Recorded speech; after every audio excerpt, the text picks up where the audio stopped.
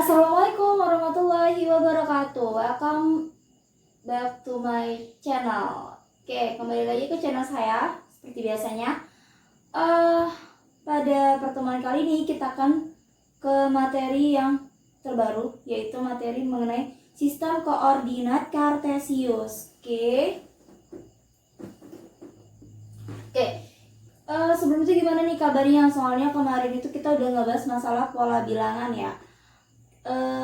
Udah mengenai ke rumus-rumus. Jadi ini kita ke sekarang tingkatan yang lebih ekstrim lagi. Enggak sih, enggak ekstrim banget.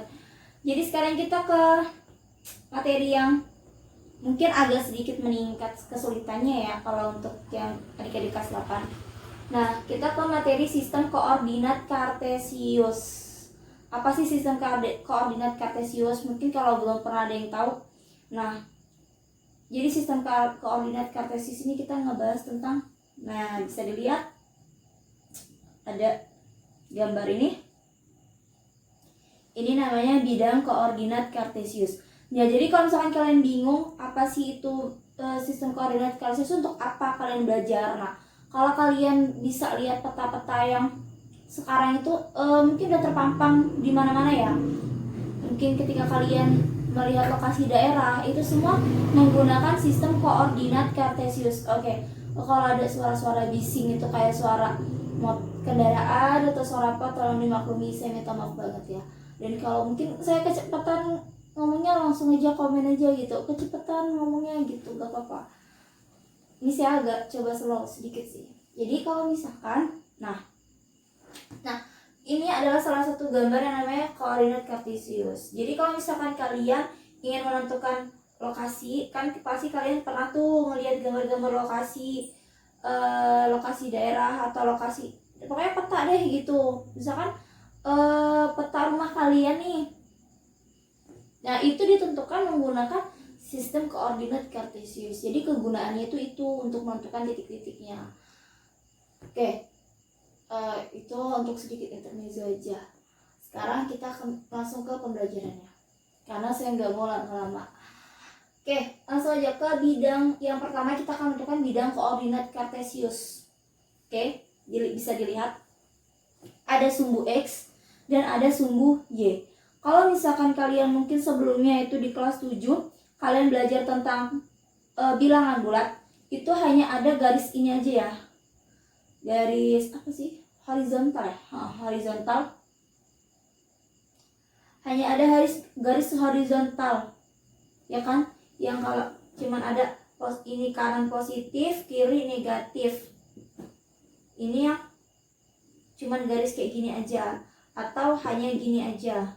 Ini positif, ini negatif, garis vertikal, tapi nggak ada seperti tanda tambahnya. Itu kalau di bilangan bulat. Nah, sekarang kita langsung ngebahas langsung ke koordinat kartesius. Nah, kalau koordinat kartesius itu digunakan dua-duanya, mau itu garis vertikal ataupun horizontal. Oke.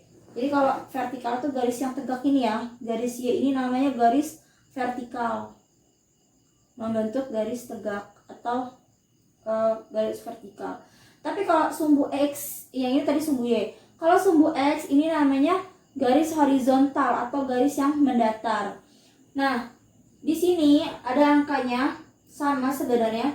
Kita bermain positif negatif lagi.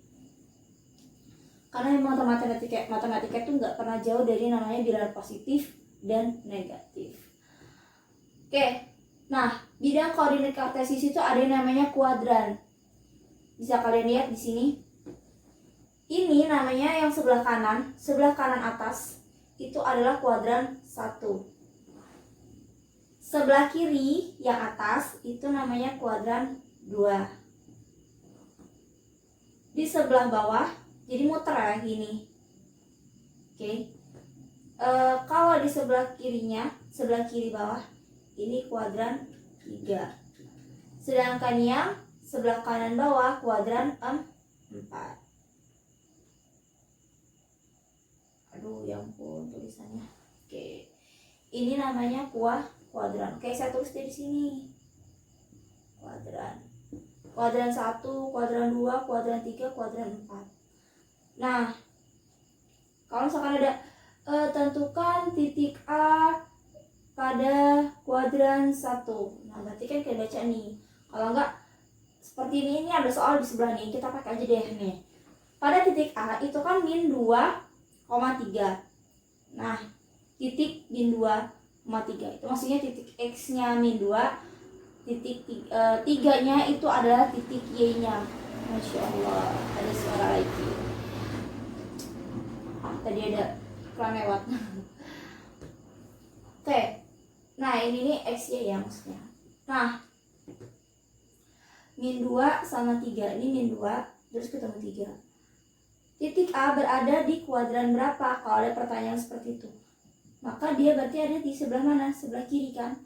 Kuadran 2. Nah, kemudian cara menentukannya gimana? Nah, ini kalau pokoknya kalian ingat aja, kalau sebelah kanan itu positif, kalau sebelah kiri itu negatif. Balik lagi ya ke bilangan bulat. Nah, kuadran 1 itu selalu bernilai positif. Oke. Kuadran 2 ini negatif, 3 itu negatif, dan yang keempat itu positif. Jadi kuadran 1 dengan kuadran 4 itu positif. Kebalik ya? Enggak nih, benar. Kuadran 2 itu sama kuadran 3 negatif, terus pokoknya kuadran 4 positif. Oke. Nih, jadi ini kuadran 1 tuh ini. Kuadran 2 itu ini. Kuadran 3 ini. Kuadran 4 yang ini. Tuh. Oke, sampai sini semoga paham ya. Jadi udah tahu, oh ini yang namanya koordinat kartesius. Nah, ini kan karena di papan tulis, jadinya tuh mungkin nggak terlalu sama banget, nggak terlalu persis banget garis titik-titiknya ini.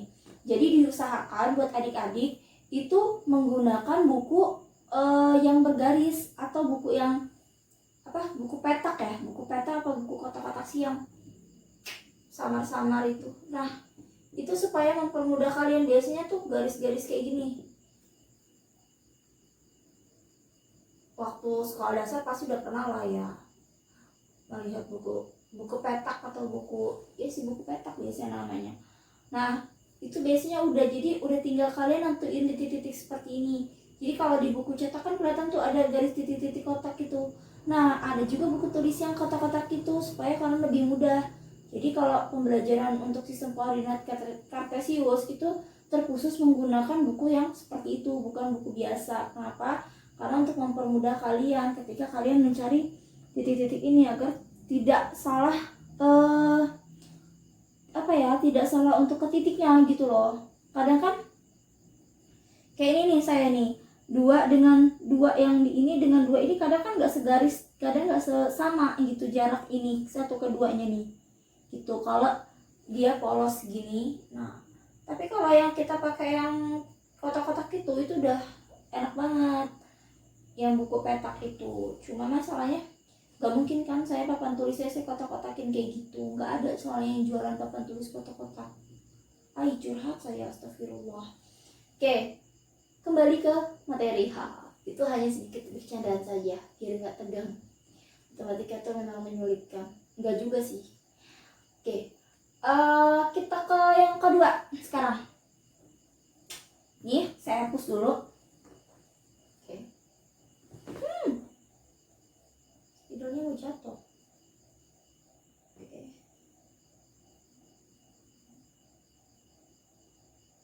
Suka banget namanya ngapus itu pakai tangan. Oke. Nah, biar nggak susah-susah lagi saya harus ngegambar. Jadi saya langsung aja pakai gambar yang ini.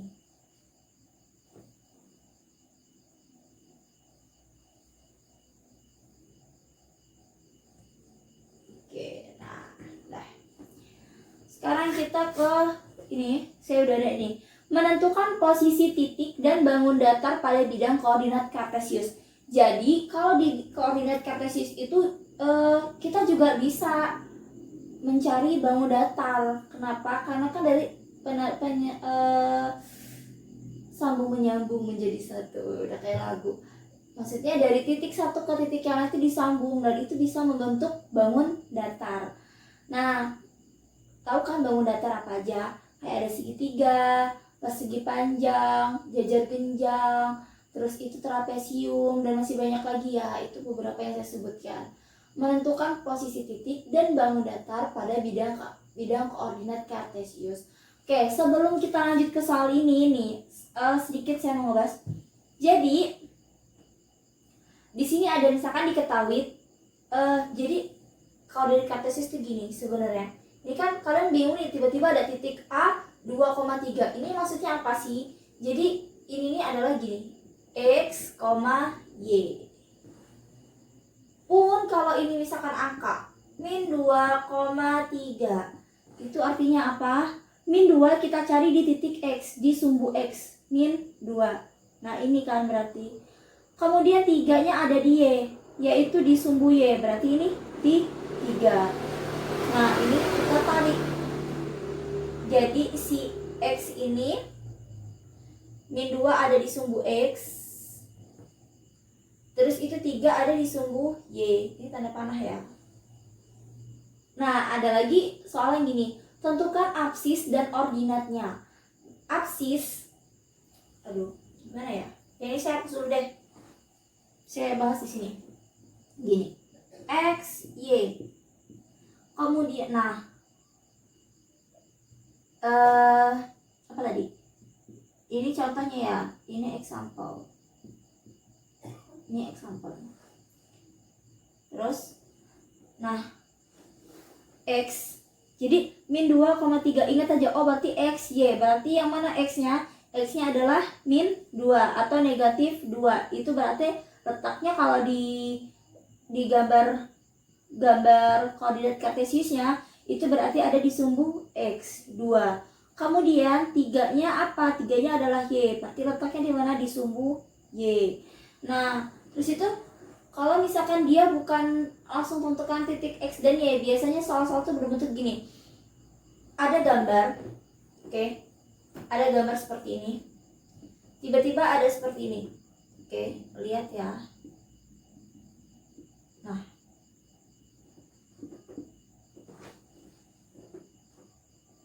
titik P. Nah, ini titik ya, titik P. Namanya titik P. Ada 3 sama 4. Kemudian ditanya di soal itu adalah manakah maksudnya absisnya berapa dan ordinatnya berapa. Nah, absis itu adalah X, oke? Dan ordinat itu adalah Y. Jadi kalau ditanya absis, nah ini adalah X. Ordinat itu adalah titik Y. Terus tentukan tentukan absis dan ordinatnya. Biasanya seperti itu soalnya. Berarti apa? X, nah absis dan ordinatnya. Absisnya apa? 4. Ordinatnya 3. Berarti 4,3. Ini X dan ini Y. Absis ordinat. Apa sih absis ordinat? Itu tadi X, Y. Oke. Nah, itu tadi sedikit ya. Oke. Kalau misalkan kalian bingung mau nyatat ya kalian pause aja dulu videonya. Oke. Pelan-pelan kita hapus. Nah, seperti ini. Oke, kembali lagi kita ke soal. Jadi udah paham kan ini? Di sini ada titik nih. Diketahui, karena saya langsung ke contoh soal aja ya. Diketahui titik A min 2,3. Kemudian titik B ada 4,2. Terus yang C,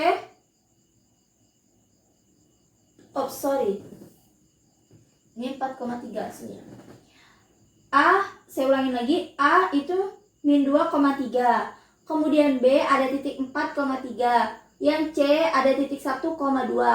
Dan D titik min 5,2. Yang ditanyanya tentukan masing-masing titik A, B, C, dan D pada koordinat kartesius. menentukan titik. Maka kita gambar dulu koordinat kartesiusnya. Yang pertama ini kita gambar dulu. Kemudian tentukan titik masing-masing titiknya. Tadi seperti yang saya jelaskan, kalau ini adalah X, kemudian ini Y. Oke. Maksudnya apa? Min 2 itu berarti ada di sumbu X dan 3 ada di sumbu Y untuk menentukan angkanya. Sekarang kita tentukan masing-masing titiknya. Titik A. Titik A itu tadi apa? Min 2, 3. Kita cari di X dulu kan, berarti sumbu X dulu kan. Negatif 2, berarti ini. Kemudian 3 mana? Ini. Kita tarik gini, titik. Nah, kita ambil garis di titik min 2 sama 3. Kemudian yang B-nya apa? Yang B-nya, nah sekarang kita tentukan titik B-nya, yaitu 4 sama 3. 4 dengan 3. Kita ambil garisnya dari sini dulu nih, dari bawah terus ke atas yang ini. Nah, ketemu mereka di sini. Nah, ini tadi titik apa? Ini titik A. Ini titik B. Sekarang titik C-nya. Kasih tanda ya, A, B. Kemudian C-nya 1 dengan 2. 1 dengan 2 yang mana?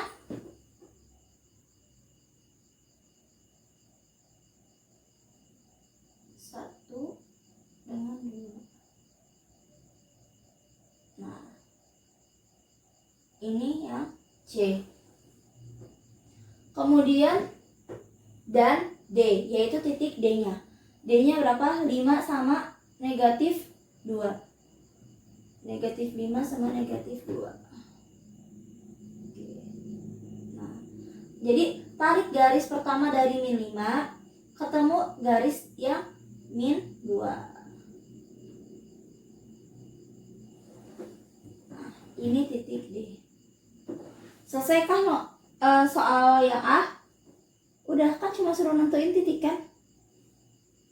Oke, ini tadi. Nah,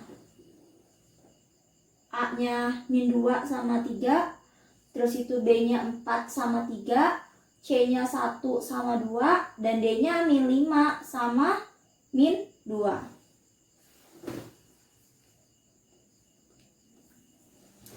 Sekarang apa? Karena yang A udah selesai nih soalnya, karena udah ketemu masing-masing titiknya kan. Kalau ditanya tentukan masing-masing titiknya, udah seperti ini aja.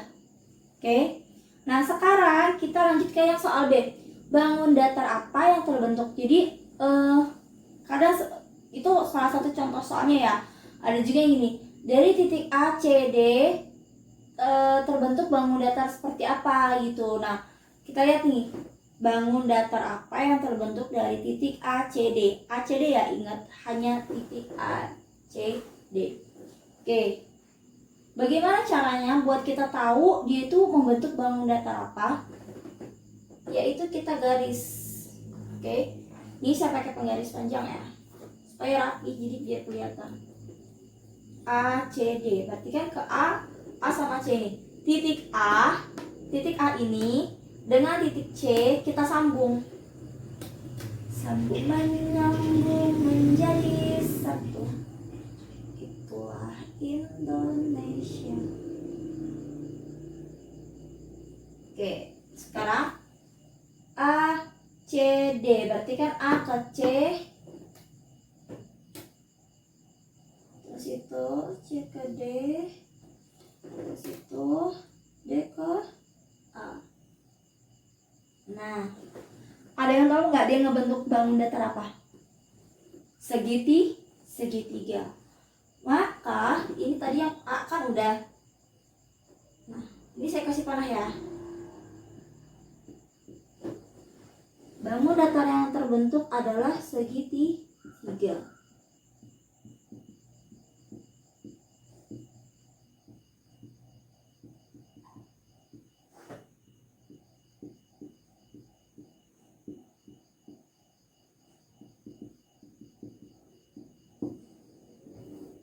Oke. Bangun datar yang terbentuk adalah segitiga dari titik A, C, D. Oke, bagaimana sampai sini nih? Mungkin masih ada yang bingung. Jadi saya ulangi lagi, ketika ditanya titiknya, ini ketika diketahui titiknya ya. Kalau nggak diketahui yang tadi, yang sebelumnya. Nah, anggap kita nggak ada ini, hanya ada ini. Tentukan aksis pada aksis dan ordinat titik B. Titik B. Jadi aksisnya apa? Aksisnya adalah 4. Ordinatnya adalah 3. Jadi aksis itu X. Terus itu ordinat itu adalah Y-nya. Oke. Jadi tetap X, Y seperti ini. Oke, sampai sini semoga paham ya.